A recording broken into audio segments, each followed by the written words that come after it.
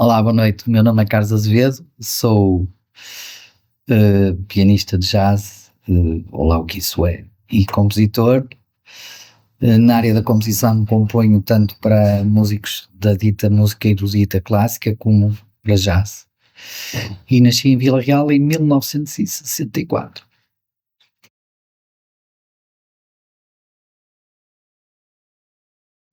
O meu percurso na música é um bocado, nem sei bem, porque começou de forma natural. Quando eu era muito miúdo, tinha pai 5 anos, porque o meu pai estudava música, tinha um piano em casa e eu comecei a tocar piano lá por casa, portanto, e depois andei no conservatório, no antigo conservatório, no antigo do antigo, aquele que era no carregado não, no carregal, o carregado. Agora não me lembro, acima por trás do quartel do Carmo, onde é o Instituto de Medicina Legal, tinha uma casa antiga e o primeiro conservatório era aí. Só depois de 25 de Abril é que passou para o sítio que a gente conheceu ao lado da maternidade. E entretanto desisti não, sei lá, meu pai tirou-me porque dizia que eu me dedicava pouco. E depois retomei quando era adolescente, tinha pai 17 anos, não, 16. E foi assim que começou. Sim, eu quando estava no conservatório, portanto, depois quando retomei no conservatório, fiz o curso superior de piano, embora não tenha feito o exame final, e estava no curso superior de composição. Só que entretanto, isto foi em 84, 83, já não me lembro muito bem, mas foi por aí. Entretanto, abriu a Escola Superior de Música e eu achei que mais valia a pena perder um ano e fazer a Escola Superior de Música, porque achei exatamente aquilo que depois aconteceu com muita gente, que o curso do conservatório não ia ter, em termos de habilitação, um enquadramento que permitisse continuar para outros voos. E então desisti, estava portanto no exame de fuga, porque o curso do conservatório superior eram, salvo erro, 3 anos, já não me lembro bem, os 2 anos, e eu então fiz o primeiro ano e depois não me matriculei no segundo ano e transitei para a Escola Superior de Música e fiz então o curso superior da Escola Superior de Música. Em quê? Em composição, fiz o curso em composição. É isso.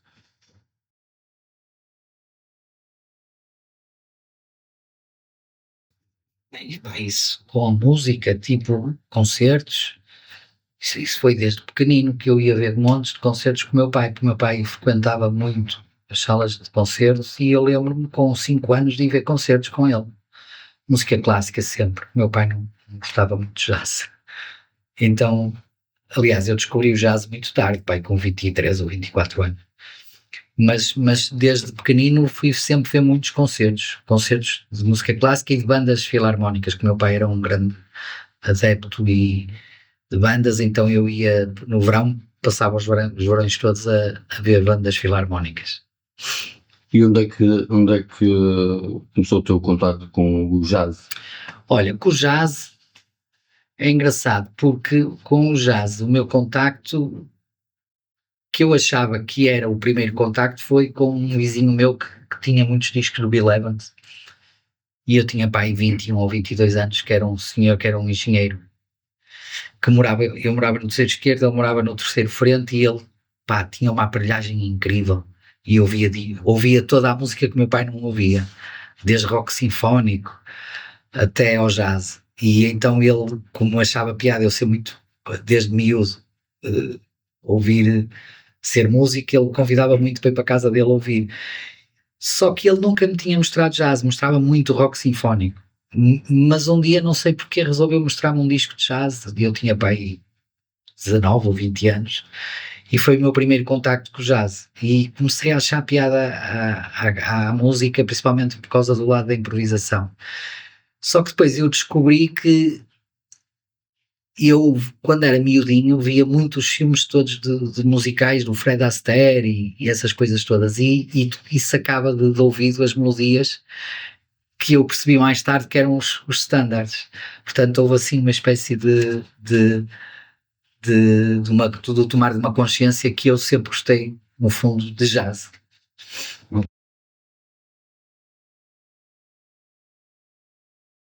No jazz foi sem dúvida alguma o Bill Evans, porque foi o primeiro e porque ele tinha uma abordagem que para mim era mais fácil de perceber por causa da questão harmónica e tinha uma certa aproximação ao piano clássico, que era a única coisa que eu tocava de forma mais consistente. Mas depois foram os outros todos normais, toda a gente, não é? Claro, o Keith Jarrett, o Oscar Peterson, embora não se note tanto na minha maneira de tocar, mas foi um autor que eu ouvi bastante. E todos esses, sei lá, Art Tatum, toda essa, o Herbie Hancock, claro, sei lá, o McCoy Tyner, gostava imenso do McCoy, gostava e gosto, mas diria que foram esses os principais.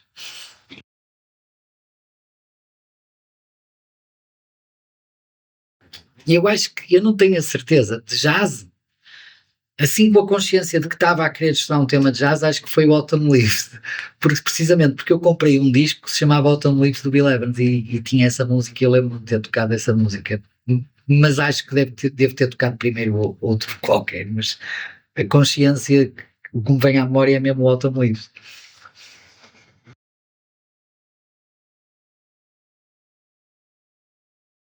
Na minha época, na minha época era um ambiente, era pequeno, mas era muito intenso, porque quando eu comecei no dito jazz, estou a falar agora do jazz, porque na música clássica o ambiente era muito diferente. Era mais, eu conhecia muita gente, fruto de estudar no conservatório, tanto, sei lá, do meu tempo de conservatório, estava muita gente que hoje é conhecida, como, sei lá, Pedro Mestre, sei lá, montes de gente, sei lá, estou só a dizer para o Olavo, sei, o Pedro Couto Soares, toda a gente que anda aí mais ou menos da, da, da geração que tem 60 anos, ou 61, ou 62, ou 58, ou 59, e que são conhecidos do meio clássico português, foram meus colegas no conservatório. Portanto, o ambiente aí era muito rico. Quando entrei para o jazz, havia muito pouca gente, e eu conhecia as pessoas via os irmãos Barreiros, como é evidente, como toda a gente do meu tempo. Provavelmente o Paulo Gomes diria a mesma coisa, o Pedro Guedes, o Acácio Saler, assim para dizer assim os que me vêm à memória, ou o Tó Torres, por exemplo. Nós conhecemos todos na escola de jazz, e a escola de jazz foi o meio musical por excelência, ou seja, não havia outro meio de jazz nessa altura, tanto estamos a falar em 84, 85, que não tivesse passado pela escola de jazz. A gente até chamava, antes de ser escola de jazz, aquilo era o churrasquinho, que eram os pais Barreiros eram um restaurante. E, portanto, encontrávamos todos lá, vivíamos basicamente lá, fazíamos jump sessions, aprendíamos uns com os outros, aquilo era um bocadinho, quem sabia um pouco mais ensinava a quem sabia um pouco menos e assim sucessivamente. No início foi assim um bocado caótico, foi um bocado tipo, sei lá, não havia muita informação, não havia muita gente e os irmãos Barreiros faziam o melhor que podiam para nos tentar juntar, passar informação, etc.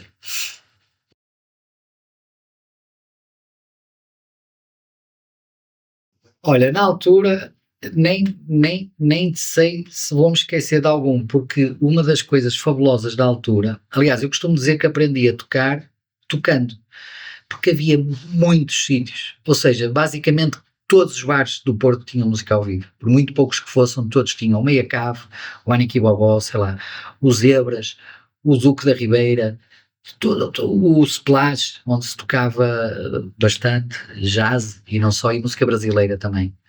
Basicamente a música por excelência que se tocava nos bares nessa altura era música brasileira ou jazz. E todos os bares tinham música ao vivo. Era impensável um bar no Porto nos anos 80 que não tivesse música ao vivo. Sendo que quando éramos chamados para tocar, normalmente tocávamos uma semana inteira, menos à segunda, era tipo terça, quarta, quinta, sexta, sábado, e domingo não havia. Domingo e segunda, acho eu. Depois começou a desaparecer as terças e ficaram só as quintas, sextas, sábados e pronto. E era o oposto. Portanto, nesse aspecto nós podíamos tocar em muitos lugares. Depois os grandes festivais eram no Rivoli ou no Carlos Alberto, onde eu toquei bastante e toquei no Festival de Jazz do Porto mais que uma vez, mas havia muitos sítios para se tocar no Porto. Era impressionante.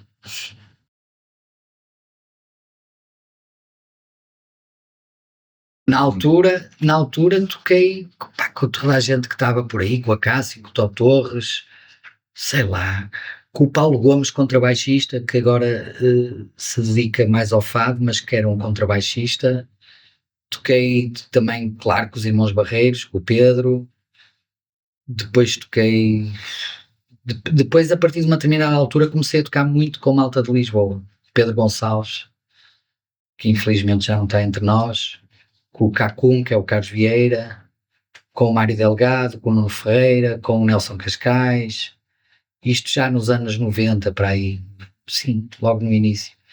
Mas também não havia muita gente como há agora, de maneira que nós tocávamos todos com todos e basicamente era, saías do Porto, ias para Lisboa e tinhas mais gente, mas também não era muita gente.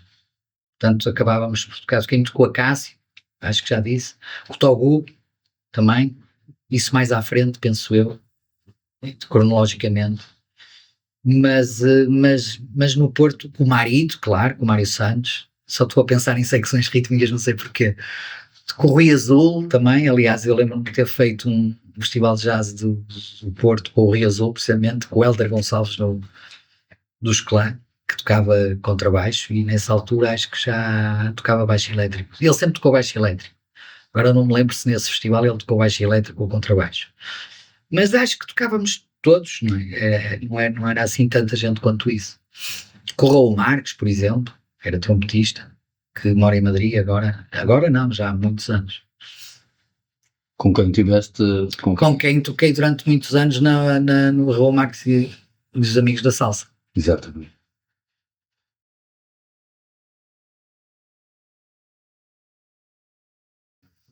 Pá, na cena do Porto nós todos tínhamos uma grande admiração, como ainda temos, pelo Mário e pelo Pedro, como é evidente, porque nos abriram muitas portas, o António Pinho também, mas o António Pinho nunca foi uma pessoa com quem tenha convivido em termos de jazz, porque ele não estava ligado à escola de jazz, nem nunca aparecia por lá, portanto, em termos de informação, nunca fui buscar nada ao António Pinho.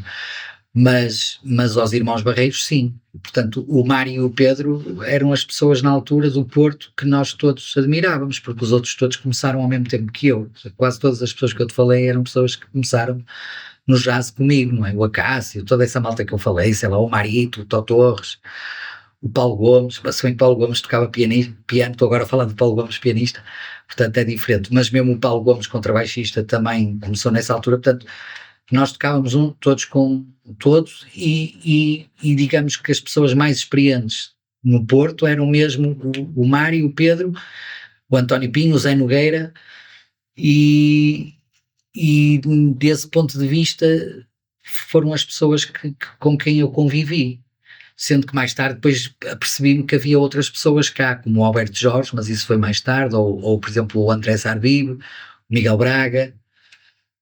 Eu estou a tentar ser um bocado cronológico, embora estas coisas sejam todas muito próximas. Não? Eu quando comecei, por exemplo, não conheci logo o Alberto Jorge ou o Sarbib ou o Braga.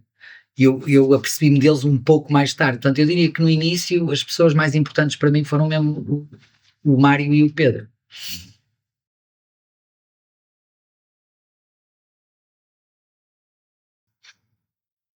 O centro, estás a falar de jazz, não é? Sim. Sim, porque Na tua perspectiva. na minha perspectiva, no jazz, a escola de jazz transformou-se num grande clube de jazz, onde passaram coisas incríveis, absolutamente incríveis. E era mesmo a grande sala, digamos, de clube de jazz, foi a primeira grande sala de clube de jazz, foi no Porto, foi de facto a Escola de Jazz do Porto. Embora depois houve uma altura de que eu agora já não tenho muito mal, mas acho que o meio acaba, houve uma altura que também só fazia jazz, fez muito tempo, tinha uma programação de jazz muito grande, como a Aniki Bobó também, mas eu diria que a sala por excelência onde eu ouvi grandes músicos, até porque vinha cá muita gente de Lisboa, o Mário Lajinha, com o Caramelo, por exemplo, o Mário Lajinha chegou a dar aulas na escola de jazz. Eu tive umas aulas com ele, não sei se foi 1 ano ou 2, já não tenho memória. E eles vinham todos e tocavam lá. portanto foi uma sala onde eu vi grandes espetáculos e outra coisa que acontecia muitas vezes lá é que a malta que vinha tocar ao Festival de Jazz ia ensaiar à Escola de Jazz do Porto. Então eu lembro-me, por exemplo, de ver o Dave Holland a ensaiar lá com a banda dele. Aliás, até há umas histórias engraçadas sobre isso, que não sei se vale a pena contar, mas uma das que tem piada é que o seu Barreiros, que era uma pessoa simpaticíssima e um grande entusiasta da escola, não é? O seu Barreiros é o pai Barreiros, não é? Uma vez ficou muito zangado porque nós tocávamos até muito tarde e entretanto não podíamos porque os vizinhos estavam-se a queixar e o Dave Holland estava a ensaiar e estava na ótica de seu Barreiros a fazer um bocadinho de barulho e teria que interromper o ensaio. E o seu Barreiros, que não falava inglês, achou que se falasse português assim um bocadinho mais devagar que ele ia entender e como ele não percebia muito bem qual era o nome dele, chegou à beira dele assim com bastante efusivo, bastante assim, Senhor Holland, tem que acabar. Eu lembro dessa história porque estava lá a assistir ele, Senhor Holland, e o Dave Holland assim muito espantado com aquele senhor assim já de alguma idade a interromper-lhe o ensaio. Foi engraçado isso, foi uma história engraçada.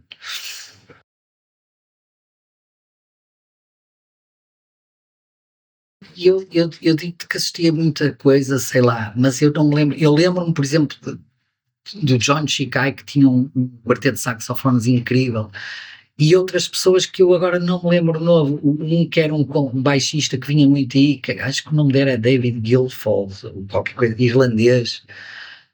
O Mário Lajinha Trio, com o sexteto, acho que chegou a tocar lá também com o Tomás Pimentel, com o Edgar Caramelo, com o Jorge Reis. Lembro-me assim, e sei que foi muito mais, só que neste momento não me consigo lembrar. Se calhar se falares com o Mário ou com o Pedro, eles de certeza que se lembram.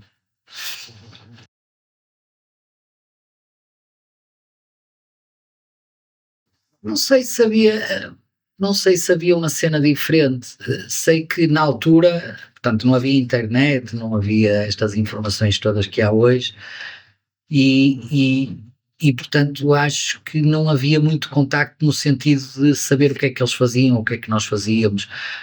E eu sempre tive a ideia que nós éramos um bocadinho mais caóticos em termos de organização. Talvez porque Lisboa tenha tido o privilégio ou teve essa ajuda inacreditável que foi do Zé Eduardo, que tinha uma pedagogia, já tinha muita experiência em ensinar e tinha um método. Aqui no Porto não sei se havia bem um método, era mais tipo, estudava-se temas, tocava-se e depois andava-se um bocadinho à pesca, mas acho que não sei se haveria diferença. Eu as primeiras vezes que fui a Lisboa achei que eles eram mais, sabiam mais que nós, senti isso, tinham mais, digamos, tinham um estudo mais organizado ou percebiam de uma forma mais cuidada do que era, como é que se chegava a esta música, em termos de abordagem, de estudo e de praticar. E eu sempre achei que nós éramos um bocadinho mais caóticos, se quiseres, não no mau sentido. Isso se calhar criou algumas diferenças, mas penso que foram percursos diferentes. Acho que hoje em dia é muito diferente, porque hoje em dia é tudo muito mais uniformizado. Tens as escolas têm todas mais ou menos os mesmos programas, ou a mesma abordagem, já há sistematização, não é? De maneira que nessa altura isto é uma ideia que me fica, se calhar estou completamente errado, mas eu acho que era um bocado isso. Nós éramos menos sistemáticos, éramos mais, digamos, mais caóticos, no sentido bom da palavra, um bocadinho mais desorganizados, se quiseres.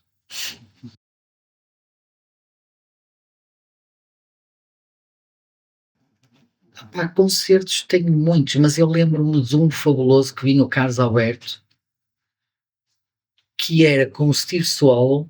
Eu na altura nem sabia quem era o Steve Swallow, fui o Gary Burton, que de repente apareceram aí no Porto a tocar, com um saxofonista incrível, que nunca mais ouvi falar dele, que era o Jim Green, e lembro-me que o pianista era o Makoto Ozone.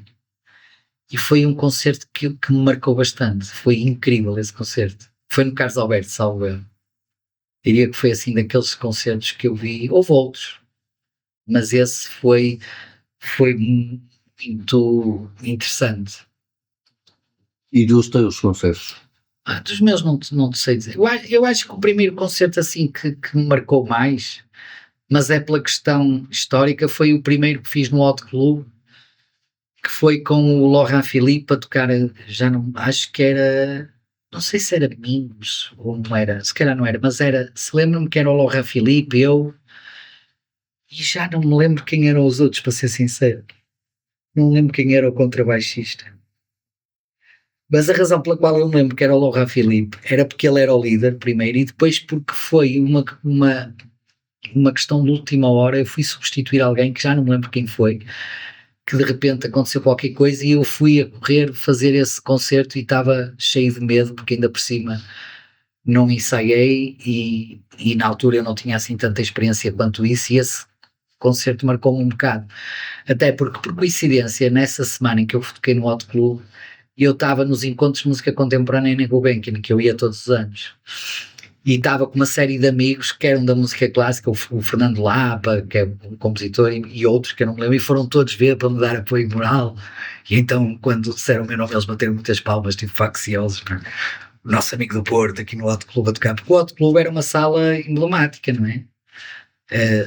Era mais difícil se calhar tocares no Hot Club na altura do que tocares em alguns festivais de jazz. Então eu achei que aquilo foi marcante nesse sentido, foi assim, mesmo senti-me muito orgulhoso de me terem convidado para ir tocar no Hot Club. Ainda era o piano vertical, que era o piano que tinha na altura o Hot Club, piano, já me lembro, castanho, não sei se era Yamaha, aqueles pequenininhos baixos. É assim um concerto que eu tenho, guardo com mais memória.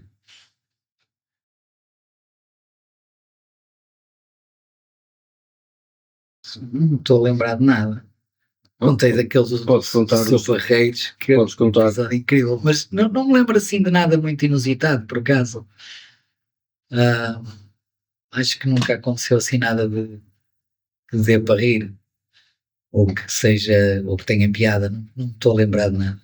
Se no decorrer da entrevista me lembrar, eu interrompo e conto esse episódio. Ok, ok.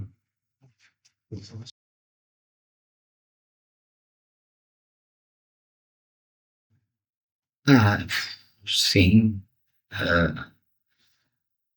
Partilhei, lembro-me que uma vez toquei com os irmãos Moreira num daqueles cursos de verão que havia da ProJazz e que nós fazíamos uma audição final e eu toquei num dos combos e foi com o Bernardo Moreira e com o Pedro Moreira, acho eu.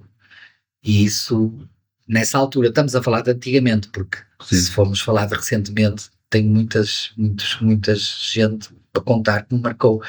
Mas digamos que nesse período foi assim as pessoas que me marcaram, para além de tocar com o Mário e com o Pedro, embora com o Mário e com o Pedro começava a ser um bocado natural, como eles viviam cá, a gente estava sempre a tocar e acabávamos de tocar sempre com ele, portanto chega a uma altura que não valorizas tanto, não é?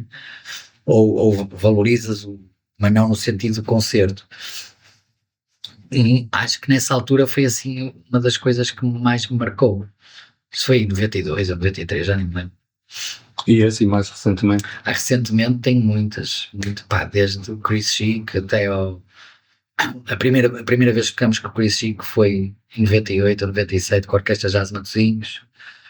Depois, tocar com o Brad Mehldau, podes, não tem nada a ver, com o Kurt Rosenwinkel, claro, com o Mark Turner, com essa malta toda. Mas também, adorei fazer um concerto com a Didi Bridgewater, uma vez convidamos a Didi e foi fabuloso. Como foi fabuloso, a experiência de ter tocado aí com a Carla Bley a dirigir e o Steve Swallow, eu acho que isso foi talvez um dos concertos que mais me marcou, provavelmente. Ou seja, não sei dizer por ordem, mas eu diria que tocar com eles foi incrível, incrível. Ou ser dirigido pela Maria Schneider também, foi uma experiência inesquecível. Nesse capítulo tem muita gente com quem que me marcaram, não é? O Mark Turner, por exemplo, fui ver o Mark Turner ao teu lado a soprar, é impressionante. Eh, Deve haver mais, mas agora do que me lembro assim, mais importantes são estes.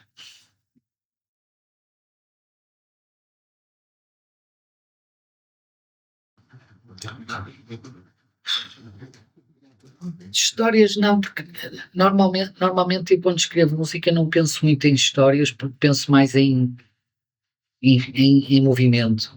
De maneira que é-me mesmo difícil pensar se alguma música minha surgiu de alguma história, eu diria que não. Surgem de ideias, sei lá, por exemplo, quando eu escrevi por encomenda do Festival de Jazz do Porto a Lenda, foi o primeiro disco que gravei, e eu tentei procurar uma história, mas depois como não consegui, tentei criar uma história eu.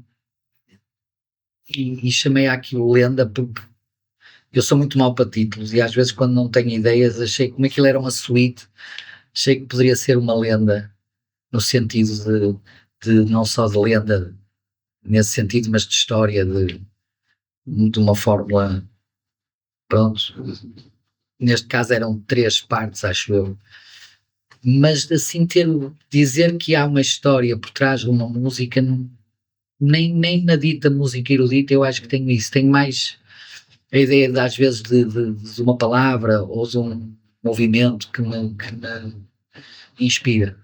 Histórias não. Uhum.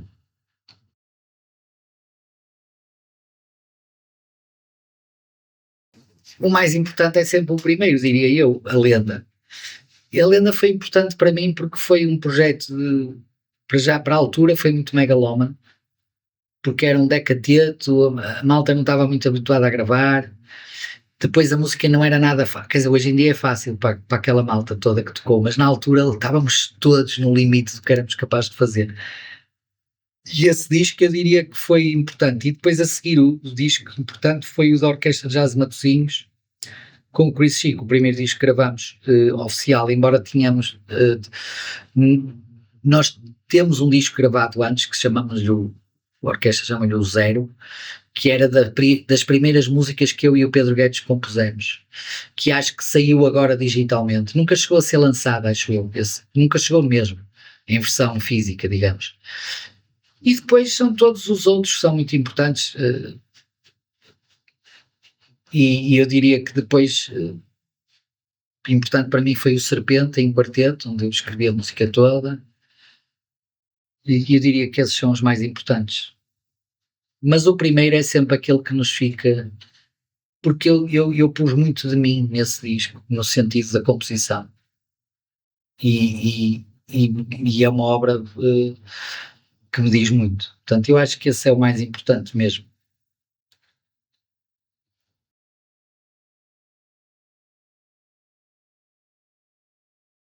Tiveram muito impacto.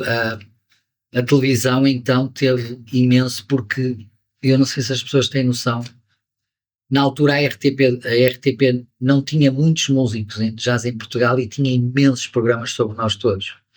O difícil era criar conteúdos, nós fizemos programa, eu lembro por exemplo de ter tocado, que é uma coisa impensável hoje em dia, ter ido ao estúdio da RTP para tocar ao vivo o disco, a lenda toda, e passou, que era num programa do Zé Eduardo. E, por exemplo, os programas da manhã, que na altura chamava-se, não sei se era Praça da Alegria ou às 10, quase todas as semanas tinha jazz. Era inacreditável, eu fui várias vezes tocar lá. E eu e a malta toda daqui. A Escola de Jazz do Porto foi lá imensas vezes, ou íamos representar a escola, ou íamos tocar por nós próprios, representarmos a nós próprios.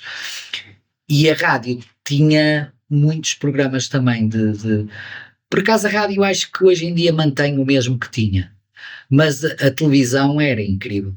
E a RTP2 tinha um programa semanal, mais que um programa semanal de jazz, por exemplo. E nós tínhamos muita visibilidade. Qualquer coisa que nós fizéssemos, íamos à televisão. Sei lá, se tocasses num festival de jazz, ias à televisão falar. nos programas da manhã, da tarde, sei lá, em tudo que era lá. Eu lembro-me, por exemplo, de ter tocado jazz nos programas do Joaquim Latria, por exemplo, de ir tocar nos programas do Carlos Cruz. Tocávamos muito na televisão, isso é um facto. Hoje em dia não, apesar de haver conteúdos que nunca mais acabam, hoje em dia a RTP2 se quisesse fazer um programa semanal de jazz só em português, não faltava conteúdos. Na altura não havia tanto e mesmo assim fazia-se muito.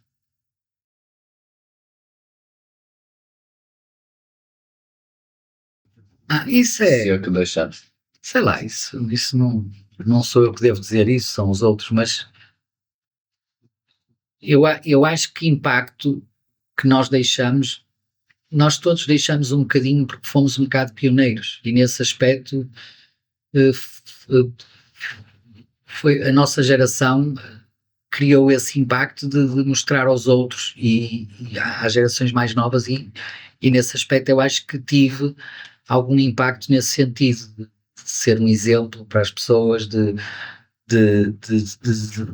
em termos de informar as pessoas, de dar aulas também, de ter criado o primeiro curso de jazz do Porto, superior, não é? No Porto, na Escola Superior, né?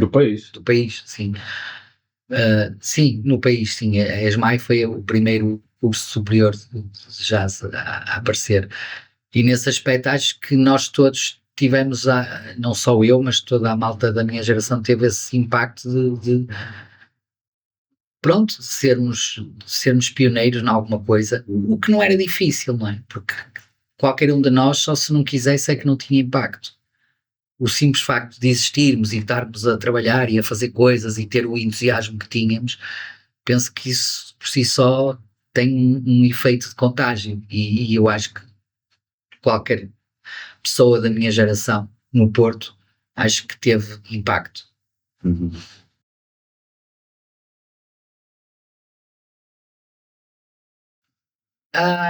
Na carreira acho que não, mas na maneira como abordei os problemas acho que sim.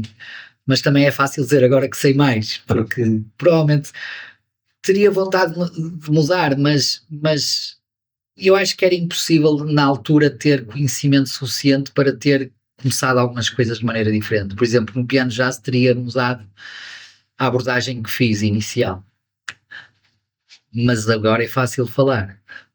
Acho que à altura Sim, a questão. fizemos o melhor que cada um de nós fez o melhor que sabia e que podia e Sim.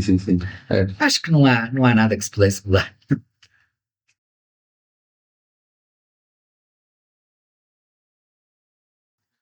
No Porto, Sim. hoje, em 2025, Sim. acho, acho que acho que se faz boa música no Porto. Tenho ouvido muitos discos bons, editados. Ainda agora ouvi um disco, saiu agora um disco do Miguel Ângelo com o Mário Costa e com o Luís Ribeiro, que gostei imenso de ouvir. Mas tem muitos discos que saíram no Porto, entretanto, muito bons, de montes de gente, sei lá, o último disco de trio do José Pedro Coelho eu acho fabuloso, que eu ouvi. Sei lá, tem sido muita coisa boa no Porto. Até é difícil estar a falar porque excluo alguém, posso excluir pessoas. E isto é o lado positivo, é a enorme discografia que se conseguiu, nomeadamente nos últimos 10 anos, no Porto. E isso por si só é muito bom. Eu não sei quantos discos se fizeram, mas só com a Porta Jazz, não sei em que número já vai, mas deve ir para aí, por 90 ou 90 e tal. Portanto acho que o jazz no Porto nunca, sei lá, se nos anos, se no início do século me falassem que nós íamos ter esta quantidade discográfica que temos agora esta quantidade de discografia, desculpa, que temos no Porto, eu diria que isso era impensável. Portanto, acho que tudo o que se fez é muito bom. Depois cabe à história filtrar o que é melhor, o que é pior. Não é essa a minha função.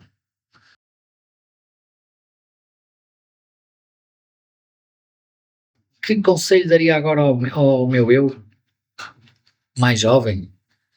isso era um bocadinho o que eu estava a se calhar o que eu diria era para ter mais calma, que eu acho que nós éramos muito ansiosos e a ansiedade às vezes retira-te a lucidez para fazer as coisas com mais calma, porque uma das coisas que na música existe e que hoje em dia para mim é muito claro é que tu demoras tempo a chegar a algum lado. Ou seja, tu estudas hoje em dia uma coisa, mas ela só vai fazer parte de ti verdadeiramente passado bastante tempo, não é imediato. E quando eu era novo, se calhar era muito ansioso, tinha muita pressa de que as coisas acontecessem, e isso não é bom.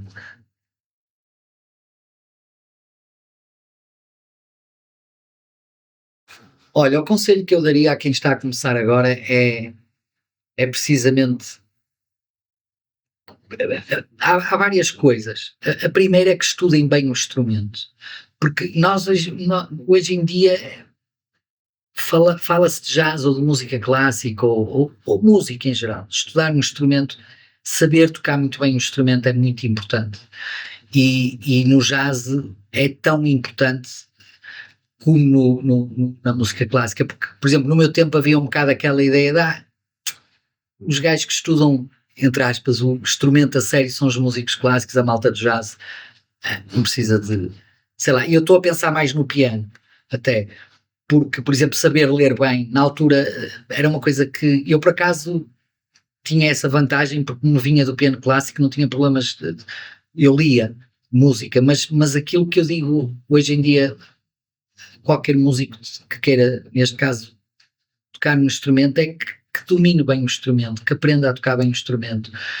E depois, em relação à linguagem propriamente dita, que é o jazz, é que de facto não ultrapasse etapas, porque, sei lá, de uma forma muito simplista, é assim, nós não podemos estar a querer fazer harmonias muito complicadas quando ainda não sabemos fazer muito bem a quatro partes de forma consistente, ou seja, não ultrapassar etapas, eu acho que não saltar etapas, acho que é o mais importante em quem estuda música.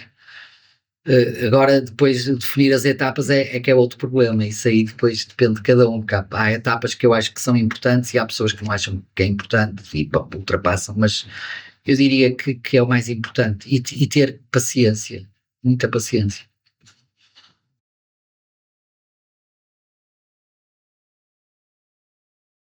E uma frase, Uma palavra. uma palavra, eclética. É claro.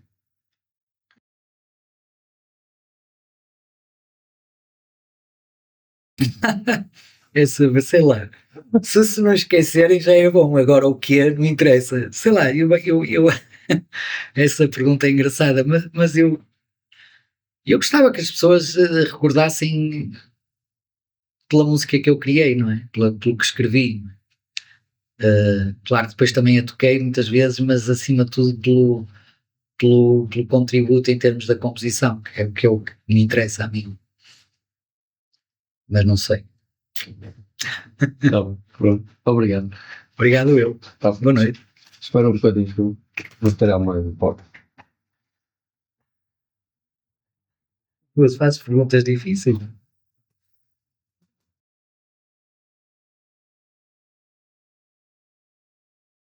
Há bocado perguntava histórias caricatas. Olha, uma história engraçada foi uma vez estávamos a tocar em Vila Real, agora estou-me a lembrar, com a Orquestra Jazz de Matosinhos, e não sei o que é que aconteceu, entrou um cão, mas um cão enorme, pelo palco adentro, muito devagarinho, a gente continua a jogar, o cão entrou, passou pelo meu lado, deu uma voltita ali pelo pessoal e voltou a sair. Ninguém se incomodou com o cão. Foi assim muito engraçado, porque estava tudo com vontade de rir, mas ao mesmo tempo com medo, o que é que o cão vai fazer? Mas é uma história engraçada, entrar um cão pelo um palco adentro de um teatro, que é uma coisa um bocado estranha. Mas foi uma história engraçada. Esta é engraçada, não é? É engraçado. Depois há histórias caricatas que, pronto, que não me estou a lembrar de nenhuma, mas deve haver, de certeza.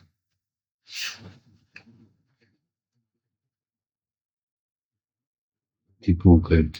Olha, uma história engraçada foi Pá, isto é engraçado só porque quando nós tocamos pela primeira vez com a Maria Schneider, não, pela primeira não, pela segunda, a Maria Schneider tinha uma peça que tinha 5 flautas e o Rui Teixeira não tocava flauta. E ela disse: então onde é que eu vou arranjar uma quinta flauta? E eu estava no piano, se eu posso tocar a flauta, e ela achou que eu estava a mentir. Tá. Disse assim: pronto, tá bem, lá estás tu, Carlos. Disse: não, estou a falar a sério, posso tocar flauta. E toquei. Toquei flauta nesse concerto e acho que o Pedro Guedes tocou piano nessa música, porque o Pedro Guedes supostamente não ia tocar piano. E então teve que tocar piano nessa música para eu tocar a quinta flauta. Sei lá. Achei piada porque ela achou que eu estava a gozar e eu estava a falar a sério. Portanto, eu toquei poucas vezes flauta, mas toquei dirigido por quem vale a pena. Não? Sei lá, esta história tem piada. Sim. Mais histórias com piada? Não estou a lembrar.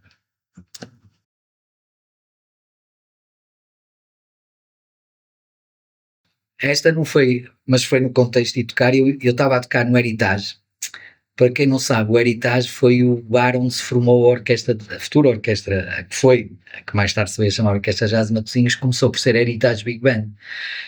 E trabalhava uma rapariga no bar do Heritage, que não me lembro agora o nome, pá, que era simpaticíssima, mas não percebia nada de música. E então, nessa noite que eu estava a tocar lá, lembro-me de ter perguntado: Alzira, quem é que.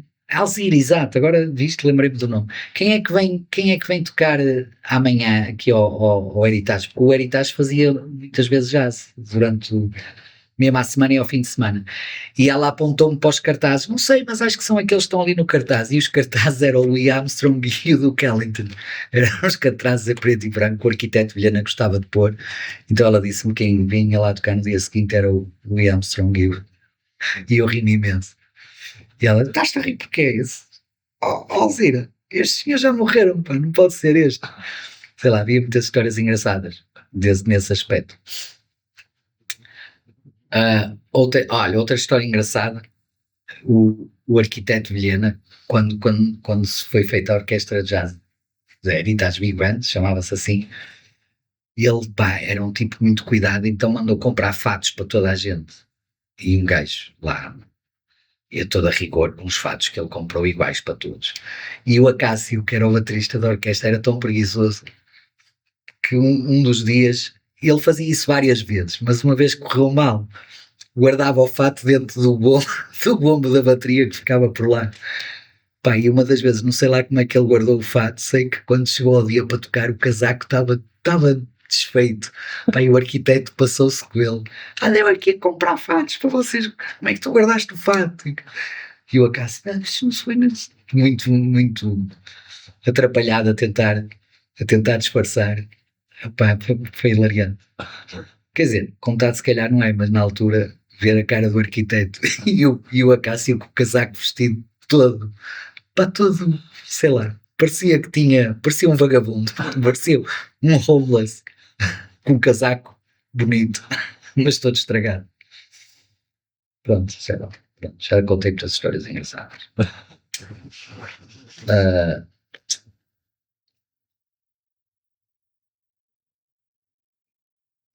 Olha, é uma história que é menos engraçada, mas que é engraçada, que foi, eu fui tocar uma vez no Festival de Jazz do Porto estava aqui a ver se me lembrava do nome do tipo, mas não consigo lembrar. Era um tipo alemão, tocava guitarra e eu queria mesmo lembrar-me do nome dele. E eu, na véspera de tocar nesse festival, parti os dedos do meio da mão direita e tive que ir tocar assim e foi horrível. Portanto, essa história não tem piada nenhuma. Pronto, essa não conta. Como é que se chamava o tipo? Caralho. O gajo agora nem toca guitarra, toca só bateria, cara. Cara, não me lembro do nome do gajo.